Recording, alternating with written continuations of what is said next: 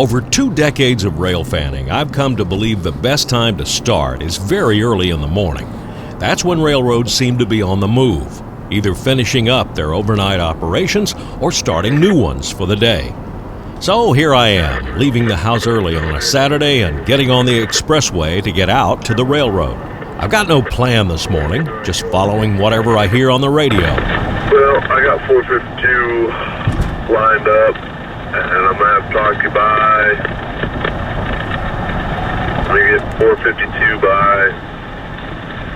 by. Someone is tangling with Q452 over around Lakeland, but I've done that train enough. 5 more, 65-25. When I swing into the west end of Yeoman Yard, there is 0823 getting ready to depart for Bradenton. Since at least the mid-1990s, the CSX Power Desk has assigned big 6-axle GE power to this local. It was one of CSX's hottest trains, running with empty Tropicanas to Bradenton and back to Tampa with loaded Tropicanas, where it changed crews and symbols and began a lightning mainline dash to Kearney, New Jersey. Correct 0657 CGL, over. I made my plan here to chase 0823 to Bradenton and back to Tampa. I leapfrogged him to the Alafia River Bridge. Alafia River Bridge is line locked and ready for your southbound 823. 30 years ago, there was no need for chain link fences on this bridge, but now low-rent activity forced the state to install them some years back. So, by the dawn's early light, I held my camera above the fence to catch the crossing of 0823.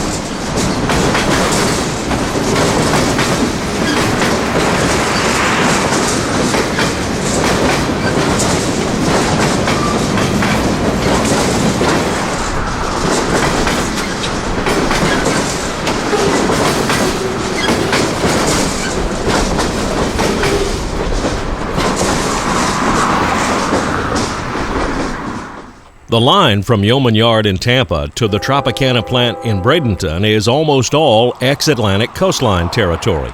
This milepost is all you need for proof of that. The 3-sided concrete marker has T29 imprinted on the outside face.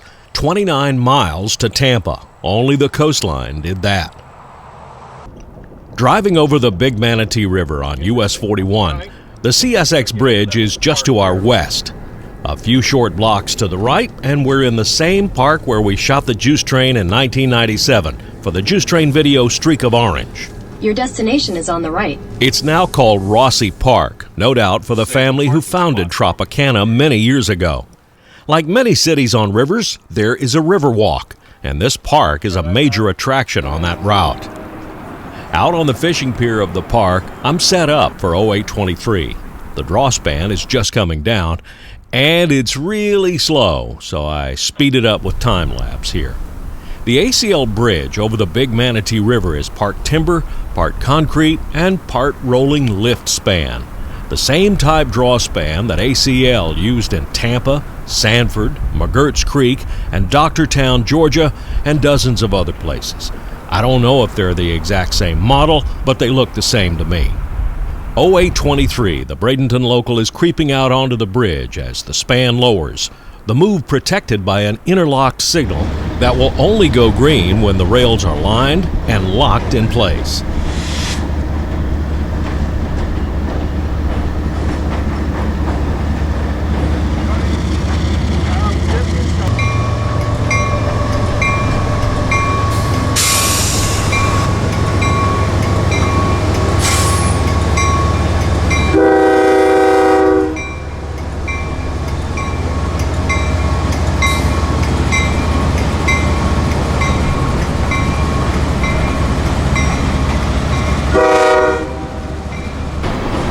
I heard the Tropicana Yard folks tell 823 to hold out if possible, and that gave me a few minutes to explore something. This line at the north end of the Tropicana plant crosses MLK and 9th Avenues and swings west for about 1,500 feet where it ends up in the dirt. But there is strong evidence that this line continued northward. Now take a look at this. You can see where the line currently curves across the road. But if you slide the map northward in a straight line, north and slightly west, you can see that line, that diagonal line that doesn't line up with any of the streets. To me, that is telltale signs that there was a railroad track here. When you move out over the river, you can see the remnants that there was something in the water here, a bridge. In fact, the piled up sand is still clearly visible underneath the water. You get across the river on the north side into Palmetto, and it's not quite as clear where it was because this was probably woods when the railroad track was pulled up.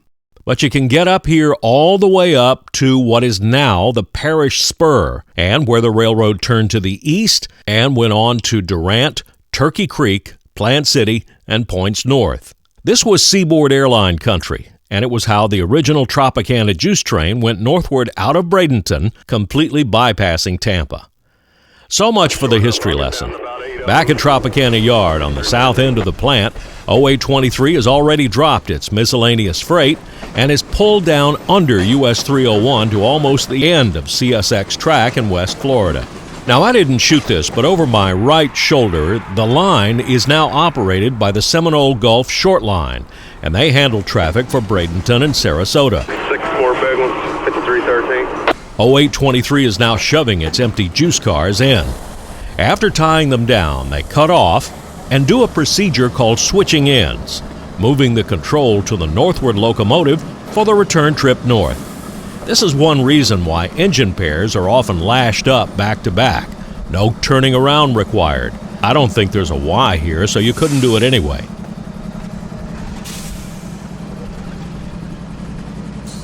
The engines of 0823 are ready to back onto the loaded Tropicana Juice train and pull north. At the other end, a man removes the company lock from the switch and the blue flag from the main line, where the loaded train is standing. Train is yours. Tropicana has its own rail yard employees. The train is connected to yard air, a term for an air compressor and pipeline that keeps brake line pressure on the train while it's sitting without power. This saves a lot of time that would otherwise be spent just sitting and pressuring the brake line after the locomotives are coupled to the train. The conductor pulls the yard air line off the train and then opens the switch from the siding to the main line.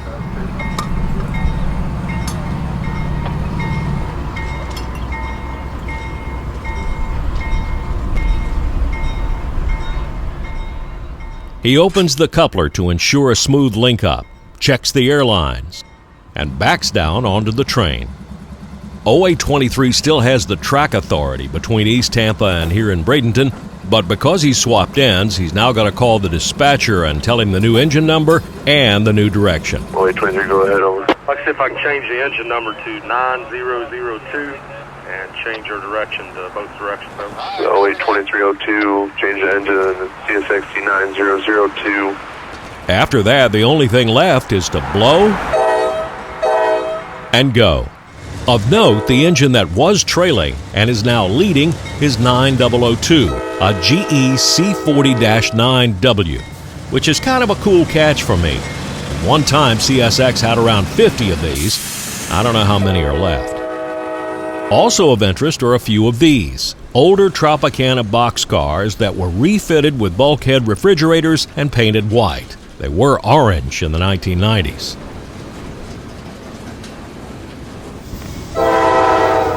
Another leapfrog to Ruskin, just north of the Little Manatee River.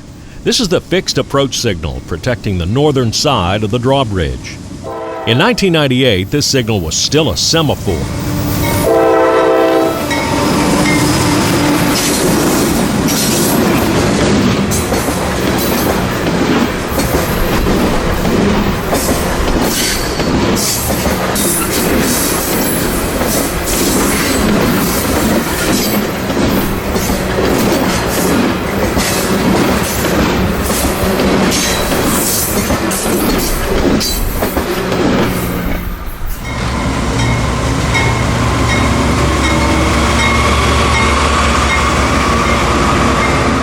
And finally, back to where we began, Yeoman Yard in Tampa.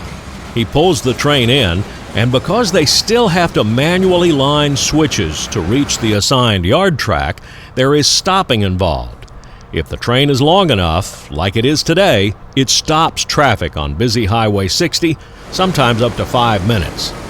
This afternoon, the juice train will go on the head of Q442, the nightly freight to Waycross, Georgia. How these get to New Jersey off that train is a bit of a mystery to me, but maybe we'll chase that down in the coming weeks.